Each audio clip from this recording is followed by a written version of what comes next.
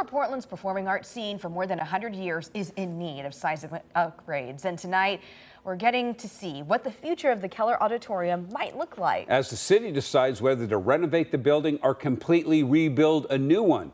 Joel Jones brings us an exclusive look at renderings of a reimagined Keller Auditorium. Joel? Well, Jeff, Liz, there's been a lot of talk about the future of the Keller, and while the city is still exploring alternative options to build a new performing arts center, tonight we're getting a first look at what could be if they go the renovation route and decide the show will go on here at the Keller. If the cultural and historic aspects of the Keller weren't compelling enough, it's less expensive, faster, and more environmentally responsible to do. To renovate or rebuild? That's the question now facing the city of Portland. Since opening as the public auditorium in 1917, the Keller Auditorium has been a go-to venue for Portland's performing arts scene for more than 100 years. Located off Southwest 3rd Avenue and Clay Street, the Keller has hosted presidential speeches, thousands of graduations, and is currently the only venue large enough to host touring Broadway shows. It's become so valuable, such a part of Portland's history, and I think it's very much tied to Portland's future if we think about the next chapter for Portland. But all that history comes with some safety concerns, as a seismic study completed in 2020 found the Performing Arts Center was not built to withstand a major earthquake. Now the city is deciding whether to update the Keller to today's standards or to construct a new performance space entirely.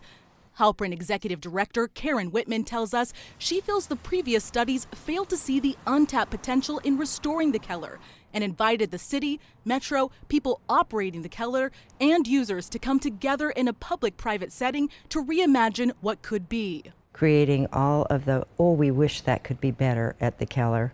And we believe that we have created a feasibility study that will give us a 21st century performing arts facility. After 8 months of work, Halpern gave Coin 6 an exclusive look at their newly finished report and renovation concept for the Keller, which found it is feasible to upgrade the auditorium and resolve all of the facility's current physical and operational challenges. Principal architect Andrew Smith says some of the solutions devised by Henneberry Eddy Architects include expanding the building to the west and east to create more space for loading docks, concessions, equitable seating, and restrooms, as well as improving sightlines, acoustics, and more.